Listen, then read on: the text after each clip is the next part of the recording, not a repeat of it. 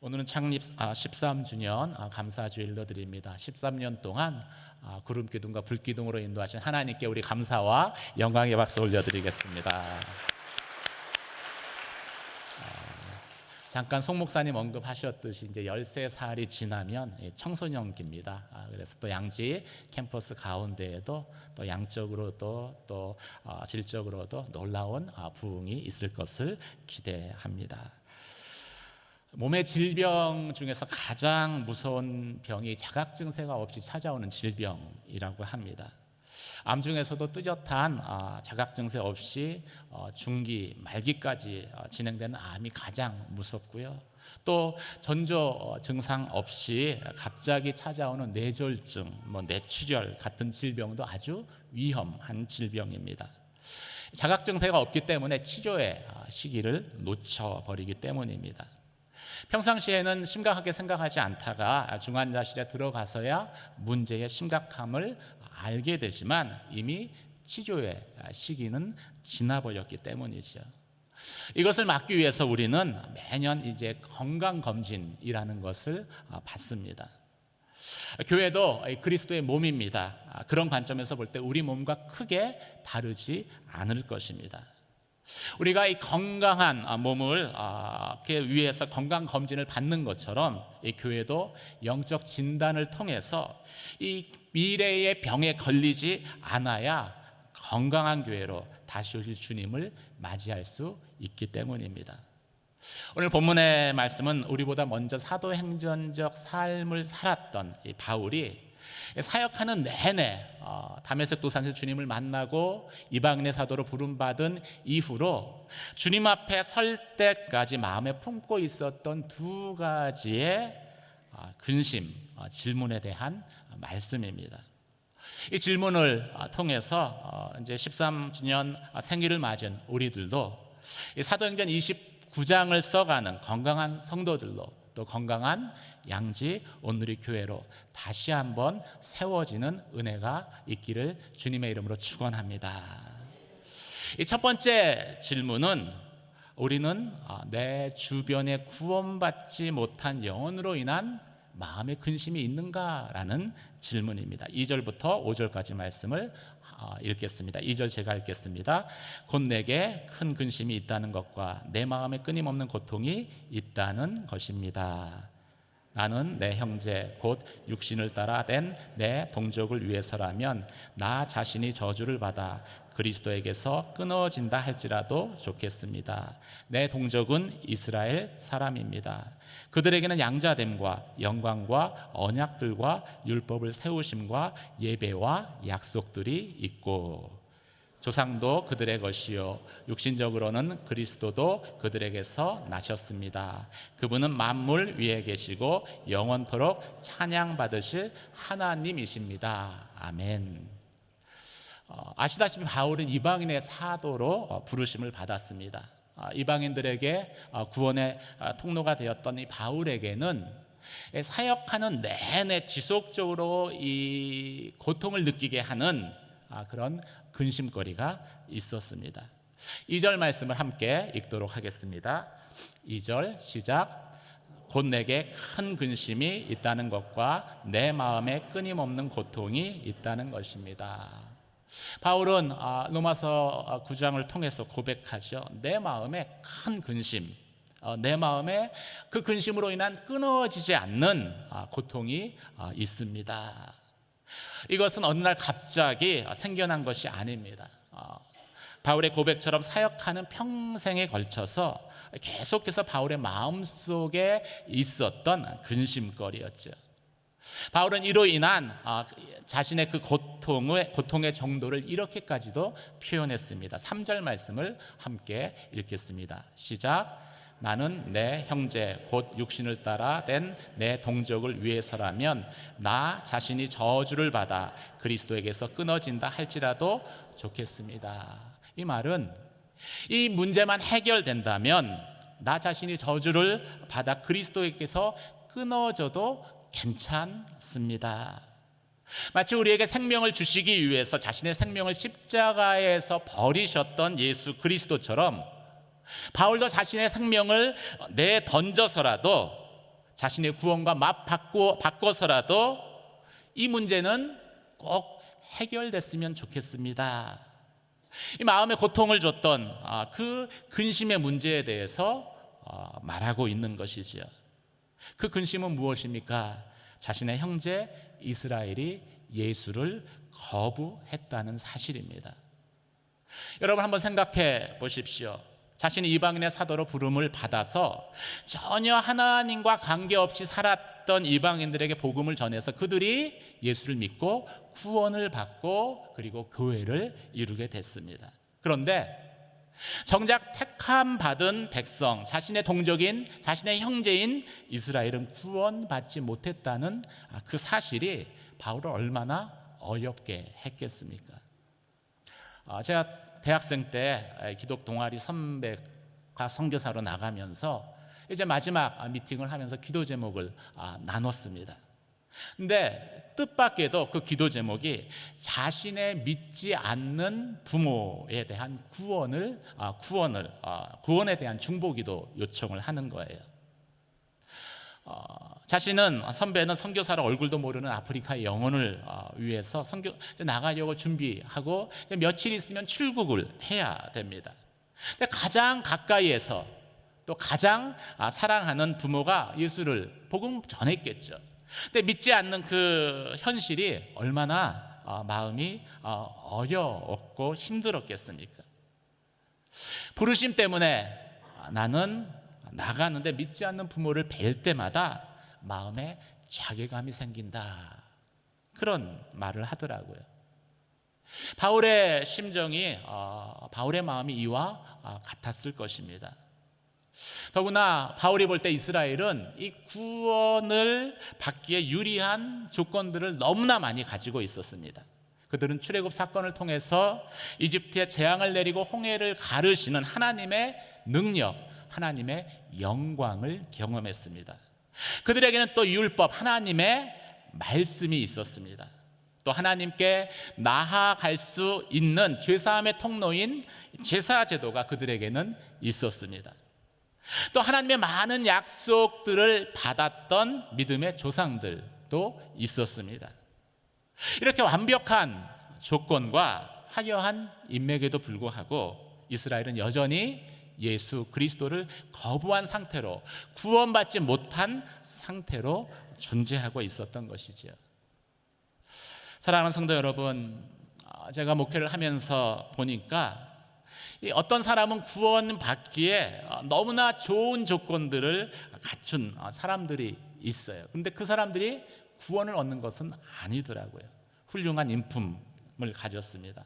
또 살면서 많은 성공을 이뤘어요.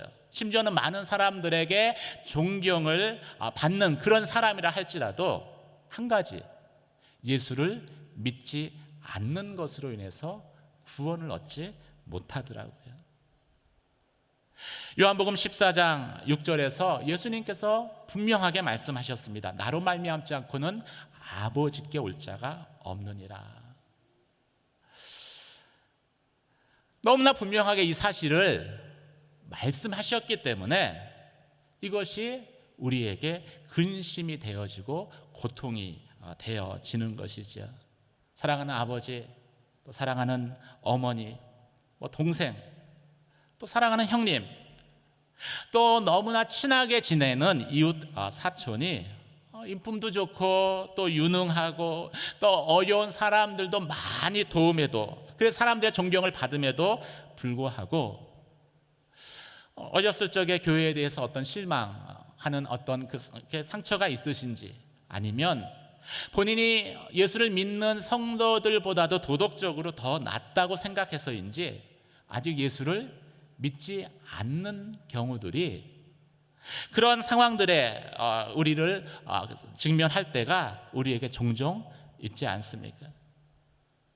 내 주위에 그 형제들, 친척들, 또 엘리베이터에서 매일 만나 인사하는 가까운 이웃, 또 아들과 가장 친하게 지내는 친구의 부모가 이 믿지 않는다는 그 사실이 만약 여러분에게 아무런 마음에 걸림이 없이 지나가 버린다면은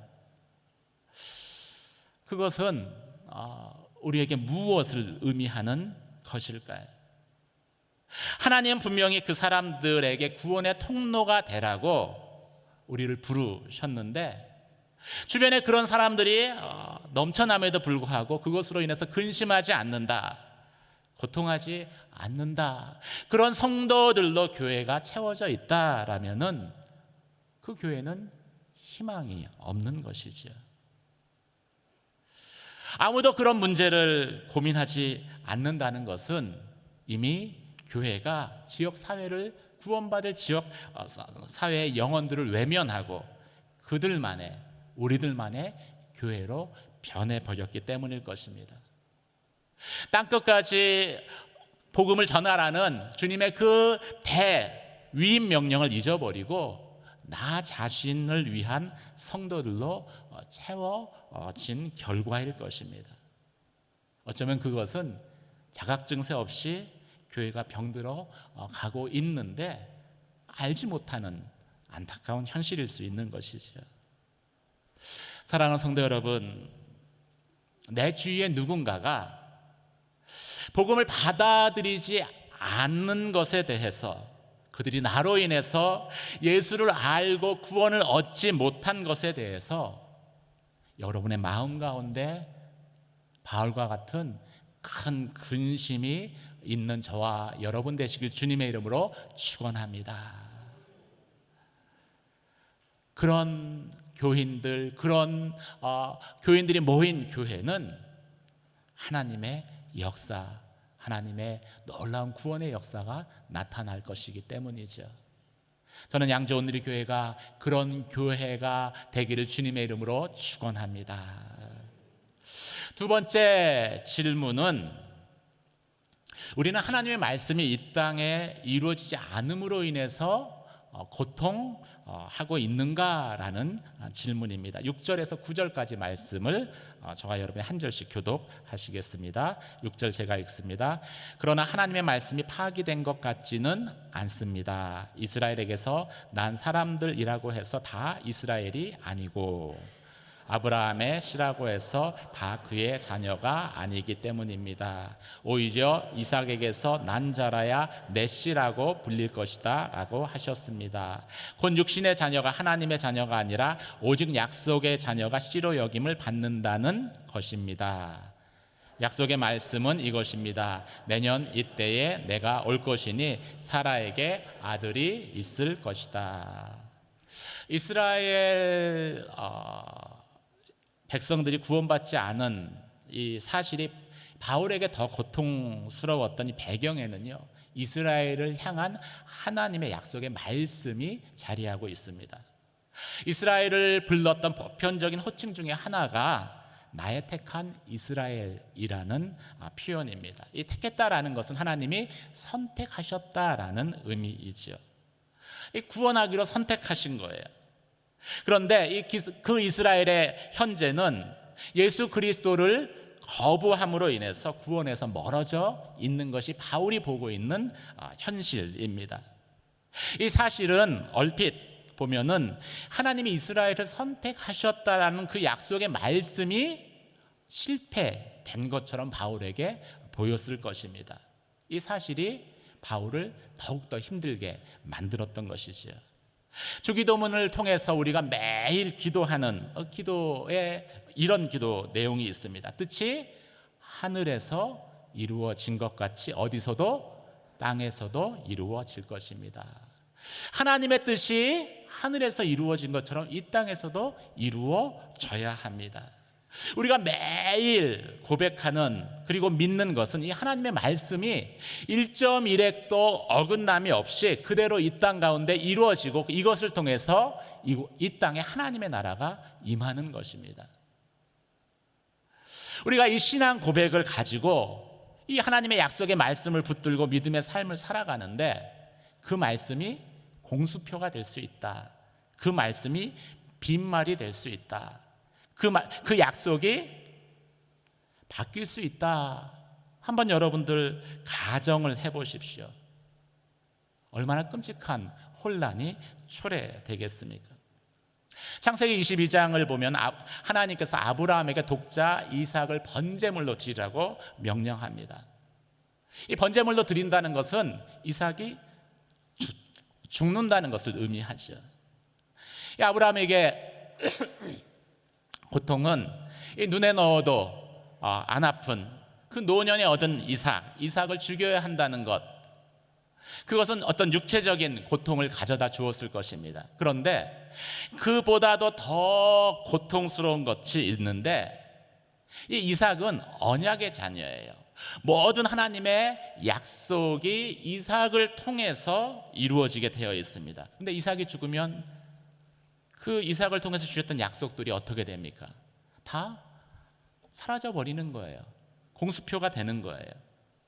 여기서 오는 영적 혼란과 고통은 아마도 더 깊고 심각한 그런 고통이었을 것입니다. 자신의 지나온 삶이 헛수고였다라는 후회를 가져왔을 것이고, 앞으로 나는 어떻게 살아야 되나라는 미래에 대한 희망도 깡그리 사라져 버릴 수 있는 것이기 때문이죠.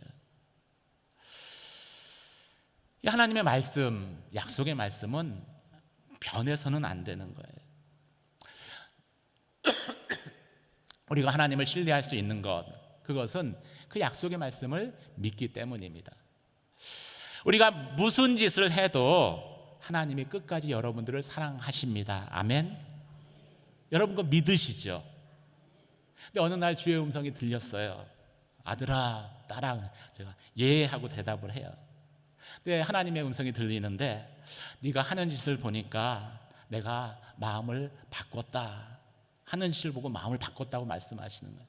그러면서 앞으로는 내가 하는 것을 봐가면서 나도 사랑할지 말지를 결정하겠다, 그렇게 하나님이 말씀하신다라고 가정을 해보십시오. 얼마나 불안하겠어요? 얼마나 걱정이 되겠습니까? 여러분들이 지금 불안한 모습이 전혀 안 보이는데, 안 보이는 것은 그렇지 않다는 것을 확신하기 때문이죠. 근데 만약 그런다라면 그 혼란과 불안감은요, 이루 말할 수가 없을 것입니다. 바울이 그런데 그런 생각을 하게끔 하는 현실, 그 이스라엘의 구원받지 못한 그 현실의 문제를 지금 직면하고 있는 거예요. 그래서 바울은 이 문제를 놓고 하나님 앞에 기도할 수밖에 없었습니다. 그리고 또 기도하면서 말씀을 묵상했을 것입니다. 오랜 고민 끝에 결론적으로 사도 바울이 깨닫게 된 사실은 무엇입니까? 아브라함의 씨라고 해서 다 약속의 자녀가 아니다라는 사실이지요. 오직 이삭에게서 난 자, 육신의 자녀가 아니라 약속의 자녀가 하나님의 자녀라는 사실을 깨닫게 된 것입니다. 창세기 21장 12절 말씀을 함께 읽도록 하겠습니다. 함께 읽겠습니다. 시작. 하나님께서 아브라함에게 말씀하셨습니다. 그 아이와 내 여종에 대해 괴로워하지 마라. 사라가 내게 뭐라고 하든 그 말을 들어라. 이삭을 통해 난 사람이라야 내 자손이라고 불려질 것이다. 바울이 새롭게 깨닫게 된 것이죠. 하나님의 자녀에 대해서 새롭게 깨닫게 된 것입니다. 이 깨달음을 근거로 해서 바울은 하나님의 약속의 말씀은 파기된 것이 아니다라는 것을 확신하게 되죠. 성경은 하나님이 선택하신 약속의 자녀가 아브라함의 후손을 다 일컫는 것이 아니라 이삭에게서 난 말씀으로 인해서 난 아브라함의 씨가 약속의 자녀라고 부르고 있기 때문인 것이죠. 이삭은 사라에게 아들이 있을 것이다는 그 약속의 말씀으로 인해서 태어난 자녀입니다. 그런데 이스마엘은 시간이 지나도 자녀가 없자 아브라함이 초조한 나머지 당시에 이 군동의 문화를 따라서, 관습에 따라서 종과 동침해서 낳은 자녀가 이스마엘입니다. 세상적인 방법으로 낳은 자녀예요. 우리가 살면서 이 하나님의 약속의 말씀, 반드시 이 땅 가운데 이루어진 하나님의 약속의 말씀이 때로는 파기되었다, 아무런 의미가 없다라고 느끼게 되는 이유가 무엇일까요? 어떤 상황을 바라보고 어떤 문제를 바라볼 때 말씀을 통해서 보는 것이 아니라 세상의 관점을 통해서 보기 때문은 아니겠습니까? 세상 관점으로 보면 모든 이스라엘이 구원받지 못한 것은 하나님의 약속의 말씀이 파기된 것처럼 보입니다. 그런데 성경을 통해서 보면은 그것은 하나님의 말씀이 그대로 성취된, 이루어진 것입니다. 사랑하는 성도 여러분, 항상 우리 앞에 일어나는 여러 가지 사건과 일들을 하나님의 말씀을 통해서 바라보는 저와 여러분이 되시길 주님의 이름으로 축원합니다. 바울은 너희는 택하신 족속이라는 그 약속의 말씀을 붙들었습니다. 그리고 그 말씀이 이루어지지 않음에 대해서 안타까움이 있었어요. 심지어는 그것으로 인해서 마음에 고통을 호소했습니다. 하나님의 뜻이 이 땅 가운데 하늘에서 이루어진 것 같이 이 땅 가운데 이루어지기를 원하나이다. 그래서 기도했습니다. 그리고 그 기도 가운데 말씀을 새롭게 발견하고 깨닫게 된 것이지요. 저는 양지온누리교회 모든 성도들이 바울과 같이 되기를 주님의 이름으로 축원합니다. 그러려면 여러분 말씀을 붙들어야 돼요. 붙드는 말씀이 있어야 합니다. 붙드는 말씀이 있어야지 말씀대로 지금 이루어지는지 이루어지지 않는지를 우리가 판단할 수 있는 거잖아요. 이 말씀을 붙들고 말씀대로 이루어지지 않는 그 현실 가운데에 안타까워하면서 하나님 앞에 뜻이 하늘에서 이루어진 것과 같이 이 땅에서 이루어지기를 원합니다. 기도하셔야 합니다. 자녀 문제를 놓고서도 그렇게 기도하셔야 되고요. 가정의 문제를 놓고 가정을 위해서도 그렇게 기도하셔야 합니다. 교회의 안타까운 현실을 놓고서도 하나님 말씀대로 이루어지기를 원합니다. 기도하셔야 합니다. 나라와 민족을 놓고 볼 때 하나님 말씀대로 이루어지길 원합니다. 왜 말씀대로 이루어지지 않습니까? 기도하셔야 합니다. 그 기도 가운데 우리는 말씀을 새롭게 깨닫게 되고요, 하나님에 대해서 새로 발견하게 됩니다. 이것이 우리의 영혼이 깨어있는 증거입니다. 우리의 영혼이 살아있는 증거입니다. 우리의 영혼이 건강한 증거입니다. 깨어있는 사람은요 끊임없이 교제를 합니다. 우리의 영혼이 깨어있으면 우리는 하나님과 끊임없이 교제를 하고 하나님과 이 교제함을 통해서 말씀을 확신하게 될 때 그것이 세상을 변화시키는 영혼의 힘이 되는 거예요. 사랑하는 성도 여러분, 양지온누리 교회가 세상을 변화시키는 영혼의 힘을 가진 그러한 교회가 되기를 주님의 이름으로 축원합니다. 여러분들이 말씀을 붙드시면 돼요. 말씀대로 이루어지지 않는 상황 앞에서 하나님 앞에 기도하시면 됩니다. 씨름하시면 됩니다. 교회는 세상을 변화시켜야 되는, 믿지 않는 영혼들을 구원해야 되는 부르심이 있습니다.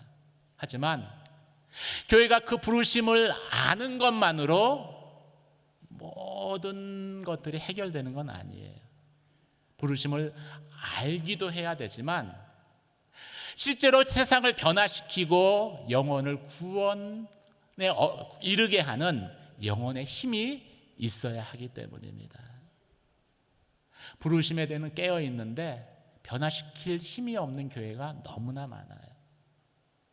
저는 오늘의 교회가 세상을 변화시키는 부르심 가운데 세상을 변화시킬 수 있는 영혼의 능력, 영혼의 힘을 양지온누리 교회가 가지고 있는 그런 건강한 교회로 세워지기를 주님의 이름으로 축원합니다. 여러분이 그 주인공들이에요. 여러분들이 그 일을 하셔야 하는 것입니다. 의학의 발전으로 평균 수명이 참 많이 늘어났습니다. 전에는 무조건 길게 사는 것이 좋다고 했어요. 근데 요즘은 좀 다른 흐름도 있더라고요. 이 연명치료를 거부하는 분들이 있어요. 이분들은 옆에서 보면서 깨달으신 거예요. 몸이 건강하지 않은 상태로 오랫동안 생명을 유지하는 것, 생존하는 것이 결코 옆에서 보니까 축복인 것 같지 않더라. 이런 깨달음을 얻게 된 것입니다. 교회도 동일합니다. 교회가 오랫동안 생존하는 것, 존재하는 것 중요하죠. 하지만 더 중요한 것은 건강한 몸으로 생존해야 한다는 것입니다.